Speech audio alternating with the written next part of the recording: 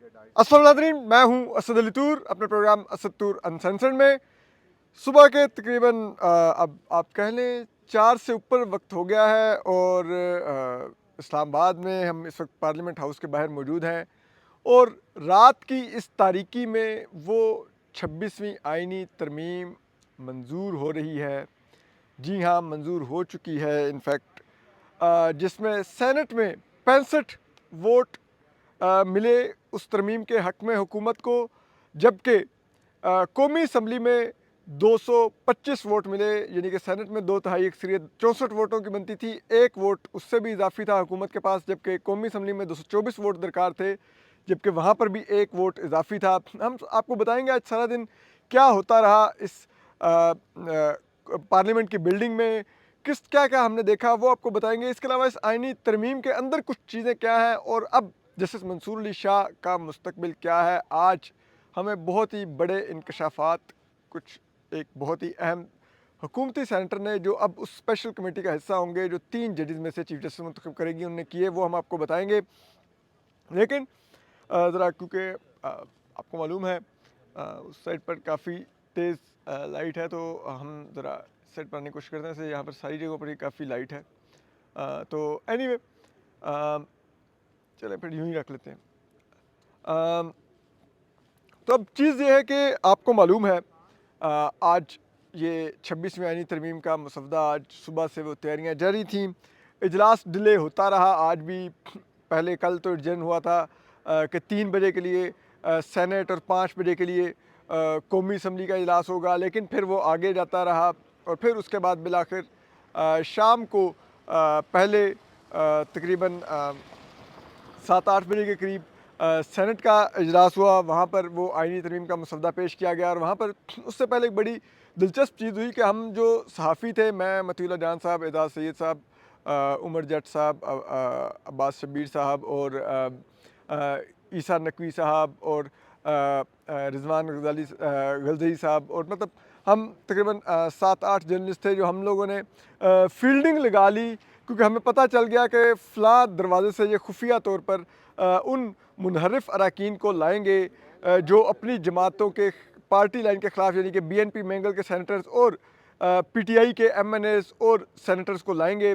तो उसके लिए हम लोग जाकर वो जो पार्लियामेंट के अंडरग्राउंड जो एक पार्किंग का रास्ता है, वहाँ से वो पीछे से उन्होंने लाना था एक दरवाजे से। और मज़े की बात यह है कि हमें पता चला कि जो रास्ता दस्तूर गली की तरफ लेके जाता है, ठीक है, उस दस्तूर गली से ये वारदात डाली जानी है। तो उस तरफ वो एक लिफ्ट लगी हुई थी जो कि हमने सुबह आपको दिखाई भी कि किस तरह से वो रोक के रखी गई थी।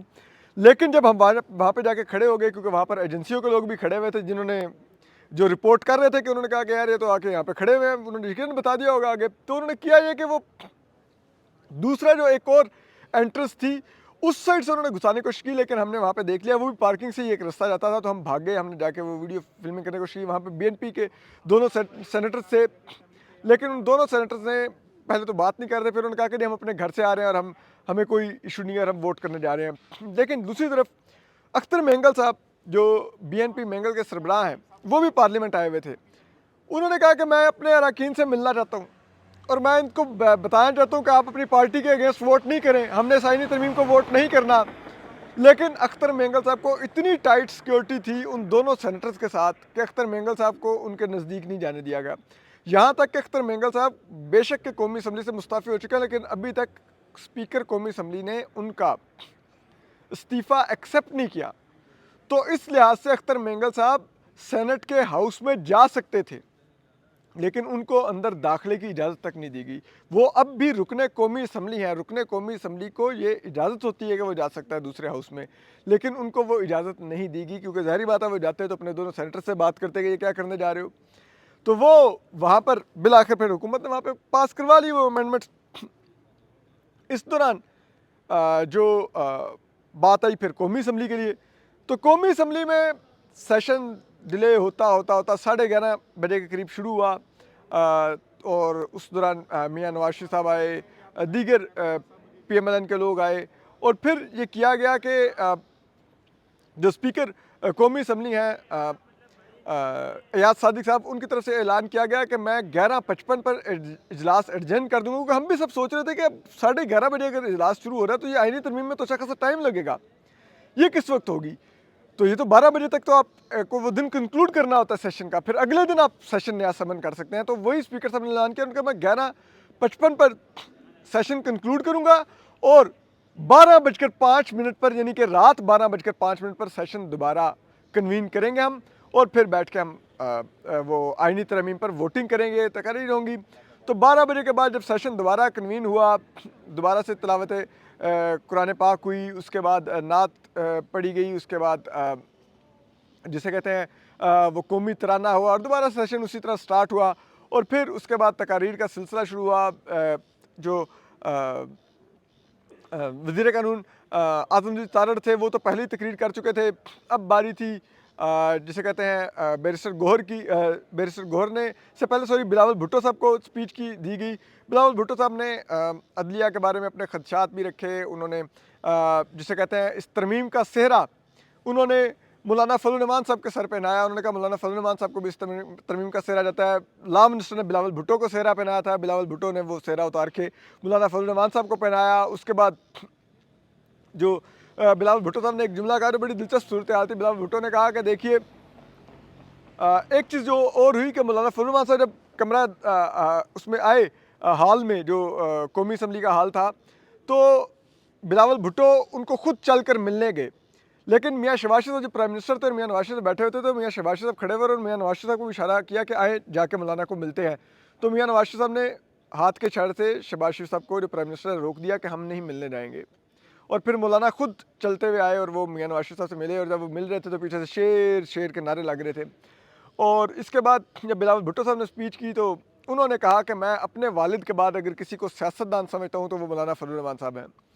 उन्होंने मियाँ नवाज शरीफ साहब को क्रेडिट नहीं दिया, उन्होंने PMLN को क्रेडिट नहीं दिया। इस पर जो PTI के एक रुकने असम्बली थे, उन्होंने जुमला कसा अता तारड़ साहब और अमीर मुकाम साहब की तरफ देखे कि तुम्हारे लीडर को तो वो सियासतदान ही नहीं मानता, वो वैसे ही यहाँ पे बैठा हुआ है। उन्होंने मियाँ नवाज शरीफ साहब की तरफ इशारा करके तंज किया और उस पर, लेकिन खैर बार ये सब कुछ चलता रहा। बिलावल भुट्टो साहब ने जो उनकी स्पीच में जो एक चीज़ बड़ी इंटरेस्टिंग थी कि वो इस तरमीम और इस तरमीम के लिए की गई एफर्ट्स का क्रेडिट हुकूमत को कहीं नहीं देते नज़र आ रहे थे, यानी कि PMLN को नहीं दे रहे थे, मियाँ शहबाज शरीफ साहब को नहीं दे रहे थे, वो मौलाना फजल रहमान साहब को दे रहे थे।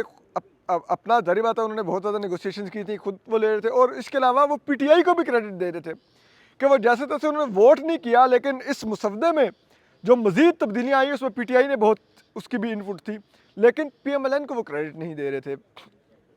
फिर उसके बाद जो एक और चीज़ जो दिलचस्प हुई, इसी दौरान फिर PTI के जो मुनहरिफ अरकान थे वो असम्बली हाल के अंदर आने लग गए।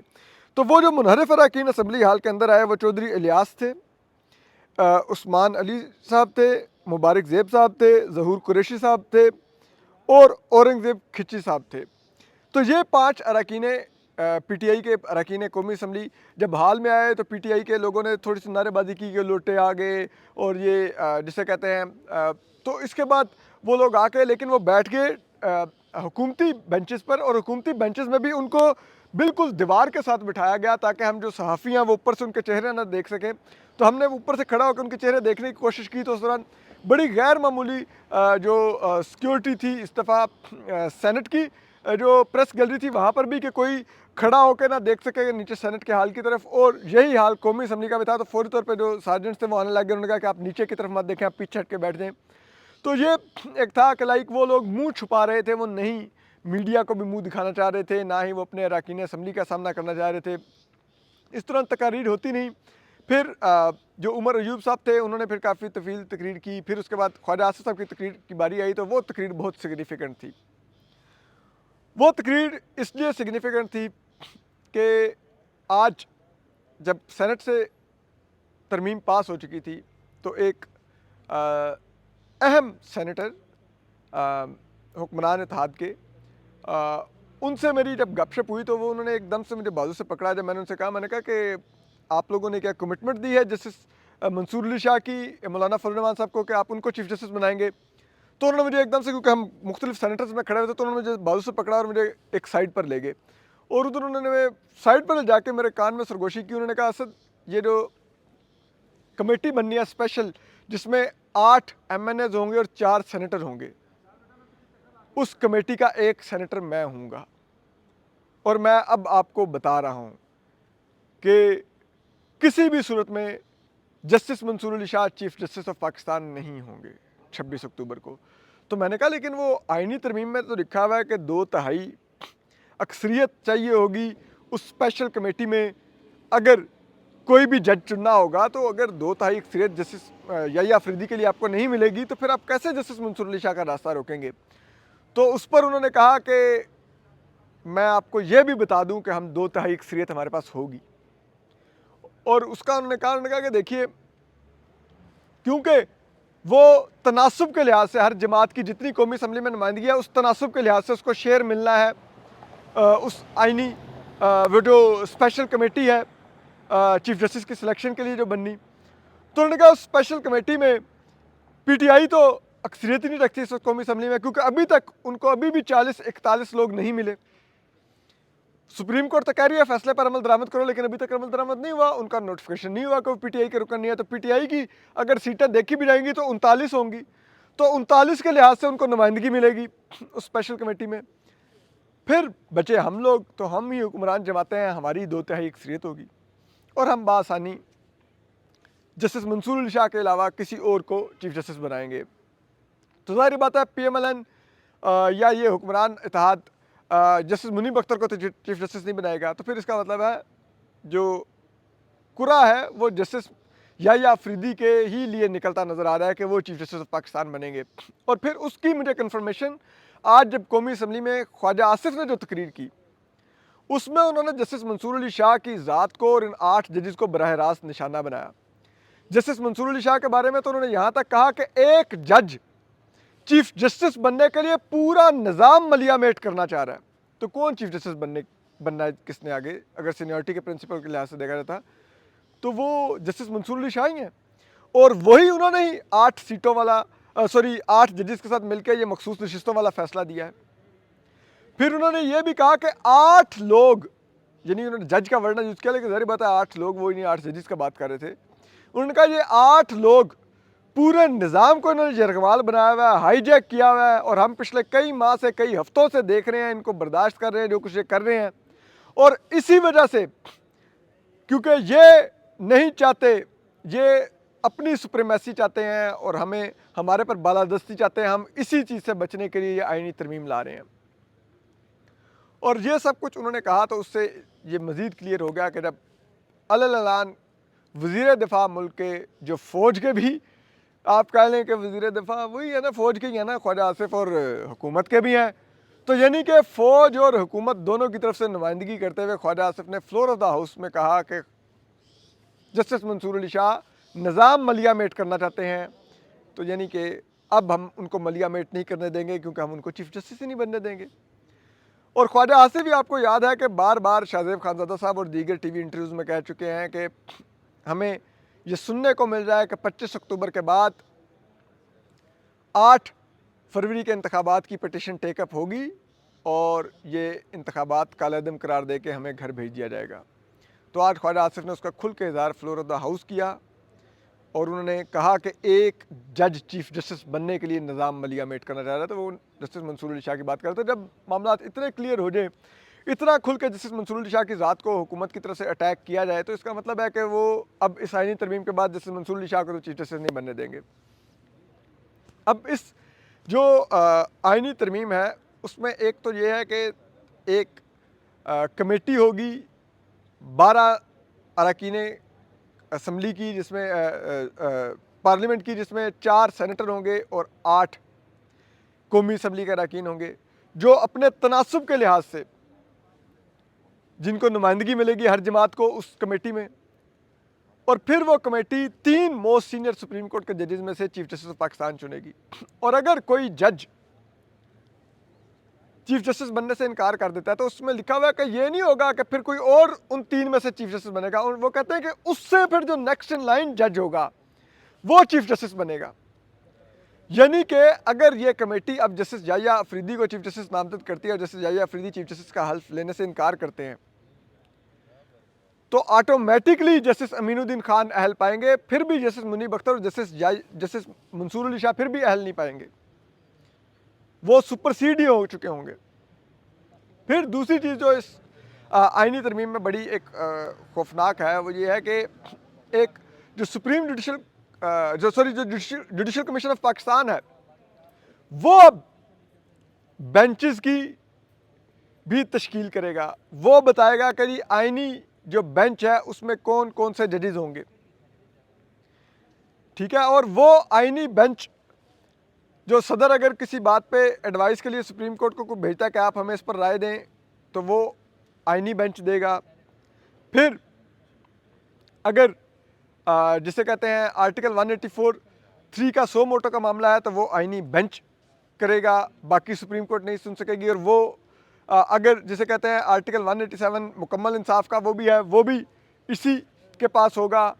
और इसके बाद अगर आप देखें कि अब जो जुडिशल कमीशन ऑफ पाकिस्तान है, जो ये बेंच बनाएगा आईनी बेंच, जो कि अगेन हुकूमत के हाथ में होगा क्योंकि वहाँ पर हुकूमत को मेजॉरिटी होगी, वहाँ पर 5 सुप्रीम कोर्ट के जजेस होंगे, चीफ जस्टिस उसके सरबराह होंगे, इसके अलावा लॉ मिनिस्टर होंगे, अटॉर्नी जनरल होंगे, पाकिस्तान बार कौंसिल के नुमाइंदे होंगे, जबकि 2 जिसे कहते हैं MNAs होंगे जिनमें से एक हुकूमत का और एक अपोजिशन का, 2 सेनेटर होंगे, एक हुकूमत का और एक अपोजिशन का, और एक स्पीकर कौमी असम्बली एक ऐसी खातून या अकलीती शख्स को नामजद करेंगे जो कौमी असम्बली या सेनेट का रुकन तो नहीं होगा लेकिन वो अहलियत रखता होगा कि वो इसका रुकन बन सके। तो इस तरह से जारी बात है वो भी अपनी मर्जी का बंदा ही नामजद करेंगे, वो भी हुकूमत का अलाइंड बंदा होगा। तो अब सोचिए 2 MNA और सेनेटर, एक ये जो अहल शख्सियत 3 हो गए vote, law minister attorney general 5 हो गए वोट, फिर जिसे कहते हैं पाकिस्तान बार कौंसिल आजकल वैसे ही अलाइंड है हुकूमत के साथ, 6 वोट हो गए, चीफ जस्टिस काजी फैसला हैं अभी तो 7 वोट हो गए, ठीक है। एक आधा वोट और उन 4 सीनियर जजेस में से आ जाएगा, ठीक है, तो 8 और 9 वोट होके 2/3 अक्सरियत हो जाएगी और वो फिर अपनी मर्जी के वो ना सिर्फ के वो बेंचेस बनाएंगे। और अब ये अभी फौरी तरमीम इसलिए रातों रात पास की गई है कि चीफ जस्टिस काजी फैसला को अगले हफ्ते ये मौका दिया जाए कि आप फौरी तौर पे कोर्ट पैकिंग करें, वो जजेस का आप फौरी तौर पे एक आईनी बेंच बना दें, ताकि अगर ये आईनी तरमीम चैलेंज भी हो तो उसी आईनी बेंच के आगे चैलेंज हो जो इसी हुकूमत और चीफ जस्टिस काजी फैसला ने मिलकर बनाया होगा, ताकि वो आईनी तरमीम का दिफा कर सके, उसको कालेदम ना होने दे। फिर इसी तरह से उस जुडिशल कमीशन के पास ये भी इख्तियार होगा कि वो हाई कोर्ट के जजेस की कारकर्दगी जांचेगा, और अगर वो कारकर्दगी से मुतमिन नहीं होता तो वो जजेस को पहले तो कुछ मौका देगा कि आप अपनी कारकर्दगी बेहतर करें, अपना काम बेहतर करें, और अगर वो फिर भी अपना काम बेहतर नहीं कर पाते तो उस सूरत में वो सुप्रीम जुडिशल कौंसिल को ये भेजेगा रिकमेंडेशन कि आप इस जज को हटा दें, और सुप्रीम जुडिशल कौंसिल उस जज को हटाने की राय सदर को भेज देगी और सदर उस जज को हटा देगा हाई कोर्ट के जज को। यानी कि अब जो हाई कोर्ट के जजेस हैं वो अब हुकूमत के अंगूठे के नीचे होंगे। इस आईनी तरमीम के बाद अमली तौर पर अब चाहे वो हाई कोर्ट के जजेस हों, सुप्रीम कोर्ट के जजेस हों, वो तमाम के तमाम अब हुकूमत के आगे कंप्रोमाइज्ड होंगे। कैसे कंप्रोमाइज्ड होंगे? जो हाई कोर्ट के जजेस हैं उनको पता होगा कि भाई हमारी सर्विस उसी सूरत में है कि अगर हम हुकूमत को खुश रखें, वरना ये कहेंगे जी कि इस जज की कारकर्दगी अच्छी नहीं है और ये हमें हटवा देंगे।